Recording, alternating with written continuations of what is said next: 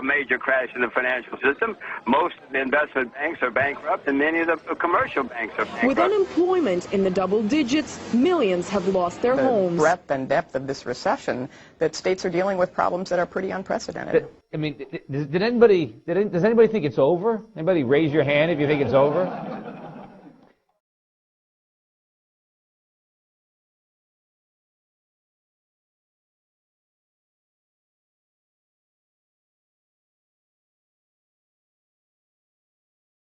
It's fairly simple.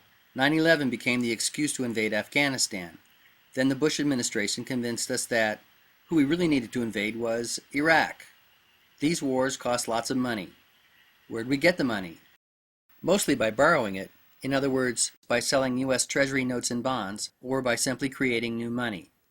This drives the value of the dollar down. There is a common misconception about inflation. Most anyone will tell you it is the rising of prices. Rising prices are in fact the result of inflation, inflation being simply an increase in the money supply. The more dollars you print, the less they are worth. During Bush's 2 terms, the Federal Reserve increased the money supply in the U.S. by a whopping 50%, and under Obama, they've doubled it again.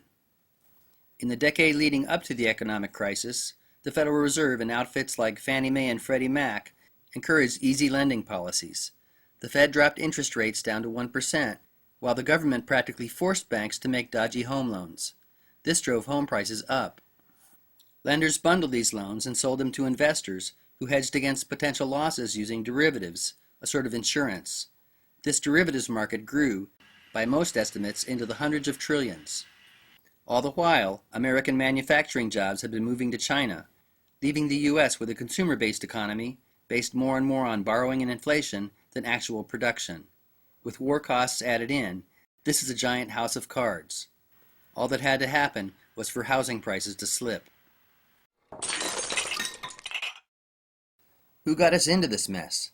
Well, the people that run the government, of course. No, not those people. These people. Do not arouse the wrath of the great and powerful Oz. L. Frank Baum's books about the Land of Oz were published between the years 1900 and 1920. It is widely accepted that his children's books were a veiled commentary on the politics of the day, and that the man behind the curtain was an allegory for the robber barons who created the Federal Reserve. Pay no attention to that man behind the curtain. The great and Oz has spoken. Who are you? Who indeed? The theft of American economic sovereignty by the Federal Reserve, which is not a government agency but rather a cartel set up by private bankers, can really only be understood by going back to the time of the American Revolution. It is widely taught in schools that the causes which drove Americans to split from Britain were taxes on tea, forced quartering of troops, and similar abuses. This is misleading. Before America declared its independence, Parliament had banned the issuance of bills of credit in the colonies with the Currency Act of 1764. This made colonial scrip illegal. In other words, England told America, you can't print your own money. Benjamin Franklin believed that this was among the primary causes of the American Revolution, something which he tried to explain to England's Parliament.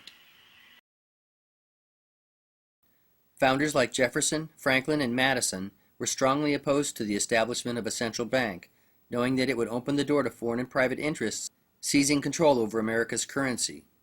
Jefferson wrote, I sincerely believe that banking institutions are more dangerous than standing armies, and that the principle of spending money to be paid by posterity is but swindling futurity on a large scale.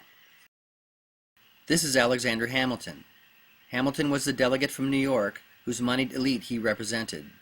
Hamilton supported friendly relations with England and fought to establish a central bank.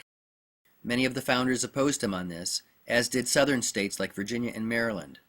Hamilton's proposal involved the assumption of states' debts by the federal government, which would be offset by new taxes. Virginia and Maryland had already paid off much of their war debt and didn't want to have to pay twice. There was another hot debate going on at the time, where to put the nation's capital. New York and Philadelphia were popular candidates in the North, but some founders were wary of placing the capital in either of these financial centers where corruption between bankers and politicians could take root.